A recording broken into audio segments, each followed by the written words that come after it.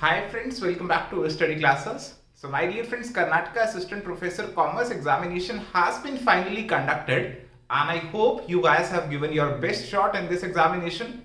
And guys, I was going through this paper and I found the paper was more or less balanced. We had questions from all the units, some numerical problems were also asked in the examination. Most of the questions they were on the direct lines, but yeah, some of the match the following and assertion reasoning questions were also there. And if I talk about the level of this paper, I would say that the paper was more or less doable. You could easily solve 70 to 80% of the paper. And if we talk about the detailed answer key that you guys would be expecting from us as well.